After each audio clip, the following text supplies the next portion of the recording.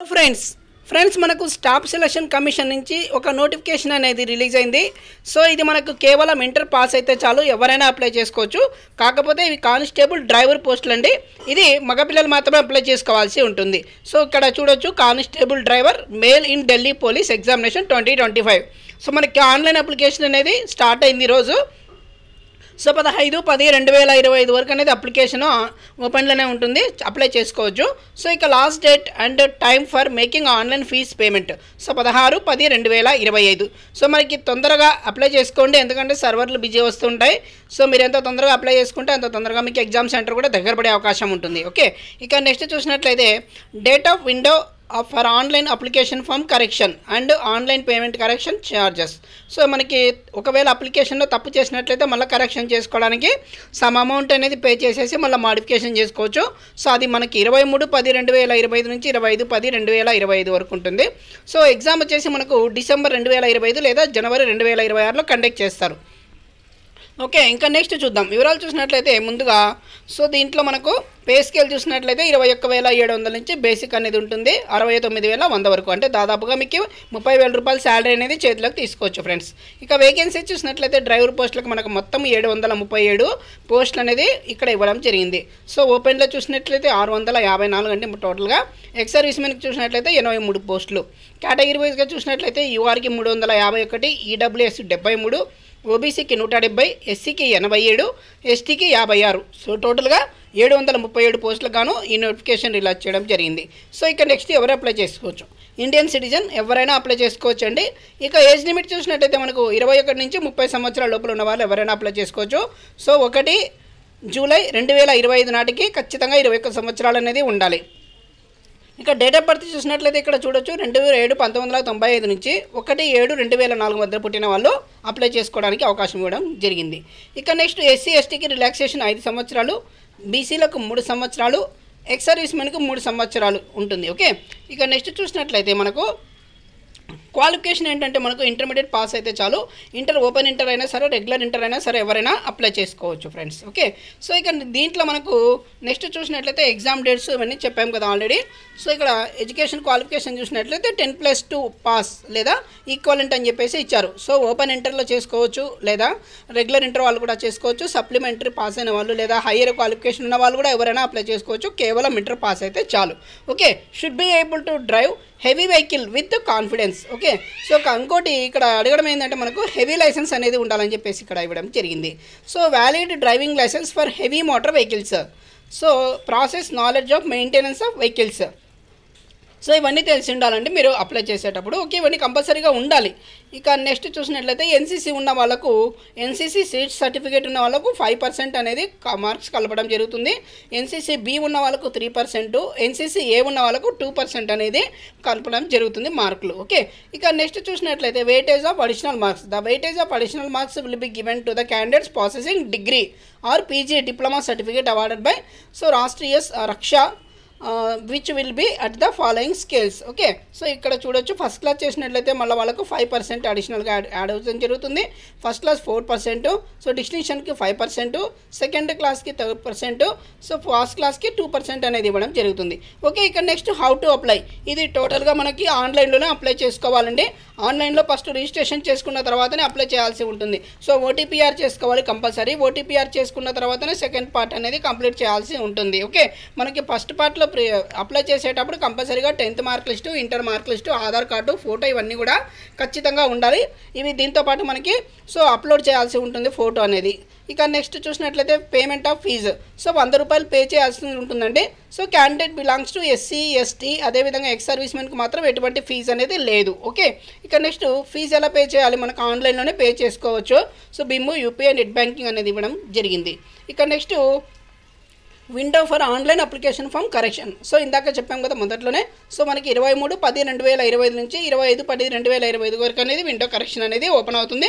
Some amount అనేది pay చేసేసి మీరు అప్లై చేసుకోవచ్చు. ఓకే, ఇక సెంటర్స్ ఆఫ్ ఎగ్జామినేషన్. సో మనకి ఏపీ తెలంగాణలో చూసినట్లయితే మనకు కర్నూలు, అదేవిధంగా కొన్ని సెంటర్స్ అనేది ఇవ్వడం జరిగింది. ఇక్కడ చెప్తానండి.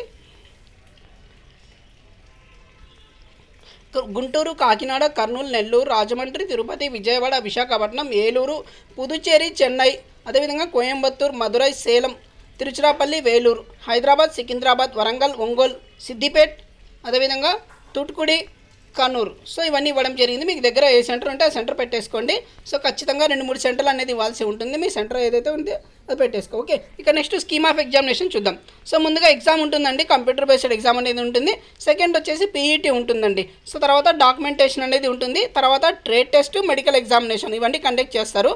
సో ముందుగా కంప్యూటర్ బేస్డ్ ఎగ్జాము, తర్వాత పీఈటీ, పిఎంటీ ఉంటుంది. తర్వాత documentation, trade test, medical exam అనేది ఉంటుంది.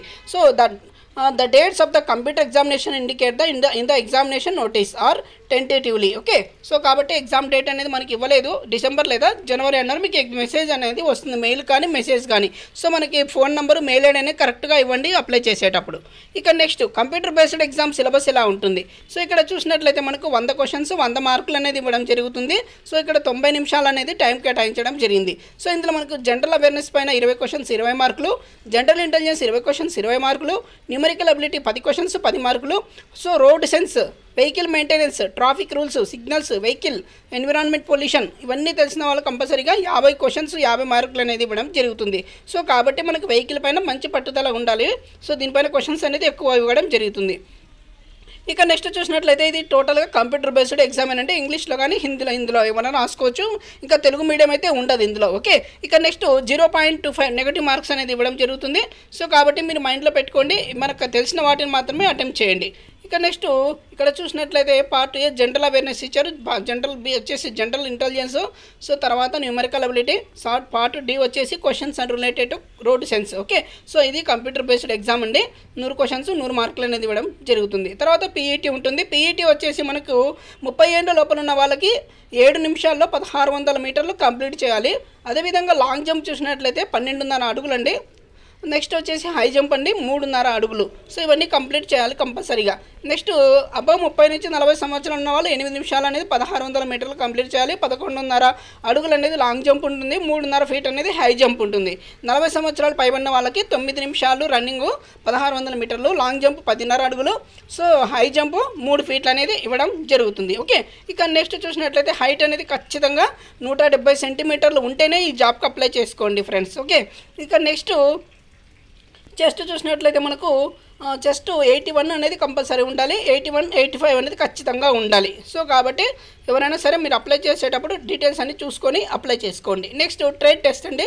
The candidates who qualify the physical entrance and physical endurance and measurement test will be called by the Delhi police for trade test. The driving licenses of all the candidates who qualify PEM to PMT will be verified, and only those candidates whose driving license are found genuine will be allowed to appear in the trade test. Okay, so కాబట్టి జెన్యూన్గా licence ఎవరైతే ఉంటాయో వాళ్ళు మాత్రం apply చేసుకోండి. నకిలీ సర్టిఫికేట్లు తీసుకుపోతే మీకు తగిన నిర్ణయం తీసుకొని మీకు శిక్ష వేయడం జరుగుతుందని చెప్పేసి ఇవ్వడం జరిగింది. ఇక ట్రేడ్ టెస్ట్ చూసినట్లయితే మనకు 150 మార్కులకి అనేది ఇవ్వడం జరుగుతుందండి. సో ఇక్కడ 150 మార్కులు అంటే ఒకటి చూడొచ్చు, డ్రైవింగ్ అనేది ఉంటుంది. సో ఎల్ఎంవి ఉంటుంది first of all. So driving forward చేసినట్లయితే సో 20 మార్కులు, డ్రైవింగ్ రివర్స్ చేసినట్లయితే 20 మార్కులు, పార్కింగ్ ప్లేస్ చూపించినట్లయితే పార్కింగ్లో పెట్టినట్లయితే మనకి 10 మార్కులు, అంటే 50 క్వశ్చన్స్ అనేది 50 మార్కులు అనేది ఇవ్వడం జరుగుతుంది. ఇందులో 25 మార్కులు వస్తే చాలు. నెక్స్ట్ వచ్చేసి driving heavy motor vehicle. So driving forward 20 మార్కులు, డ్రైవింగ్ రివర్స్ 20 మార్కులు, పార్కింగ్ 10 మార్కులు. సో ఇవి కూడా 50 మార్క్స్ అనేది ఇవ్వడం జరుగుతుంది, 25 మార్కులు రావాలి. Next knowledge of traffic signs, so road sense, basic driving rules like lane driving, overtaking procedure, road map reading, assessment of shortest possible route. Okay, so ఇవన్నీ మనకి చూపించినట్లయితే మనకు 25 క్వశ్చన్స్ 25 మార్కులు అనేది ఇవ్వడం జరుగుతుంది. 12.5 మార్కులకి అనేది క్వాలిఫై అయితే చాలు దీంట్లో. Okay, next knowledge of maintenance of vehicle, అంటే టైర్ ప్రెజర్ ఎలా ఉంది, బ్యాటరీ వాటర్ లెవెల్ ఎంత ఉంది, quantity of grade oils to be used, తర్వాత కూలెంట్, టెన్షన్ ఆఫ్ బెల్ట్స్, తర్వాత హాస్ పైప్స్ ఇవన్నీ చూసుకోవాలి. సో దీనికి వచ్చేసి 25 క్వశ్చన్స్కి 1200 మార్కులు అనేది రావాల్సి ఉంటుంది. ఇక next medical standard. So the candidate should be sound health, free from diseases or defect or deformity, ఎటువంటి డిసీజెస్ అనేది ఉండకూడదు, వాళ్ళు మాత్రమే అప్లై చేసుకోవాలని చెప్పేసి ఇక్కడ ఇవ్వడం జరిగింది. ఓకే, ఇక next admission to the examination. All the candidates who registered themselves in responsive to the examination notice by closing date and the time. Okay, so కాబట్టి తొందరగా అప్లై చేసుకోండి, మీకు దగ్గరలో ఉన్న సెంటర్స్ అనేది అలాట్ అవుతాయి ఫ్రెండ్స్. ఇక నెక్స్ట్ చూసినట్లయితే మనకు అప్లై చేసేటప్పుడు ఆధార్ కార్డు కానీ, పాన్ కార్డు కానీ, లేదా driving licence, any voter ID card అండి గవర్నమెంట్కి సంబంధించింది ఎంటర్ చేసేసి మీ యొక్క 10th ఇంటర్ డీటెయిల్స్ అనేది ఎంటర్ చేసేసి ఆ తర్వాత లైసెన్స్ సంబంధించిన డీటెయిల్స్ ఏమైనా ఉంటే అది కూడా కంపల్సరీగా మీరు డీటెయిల్స్ ఇచ్చేసి మీరు ఫిలప్ చేయాల్సి ఉంటుంది అప్లికేషన్. ఓకే, సో ఇదండి. ఇంకేమైనా డౌట్స్ ఉంటే కింద కామెంట్ చేయండి, తప్పకుండా సౌండ్ చెప్తాను. ఈ వీడియో నచ్చినట్లయితే లైక్ చేయండి, షేర్ చేయండి, సబ్స్క్రైబ్ చేయడం మర్చిపోవద్దు. థ్యాంక్ యూ అండి.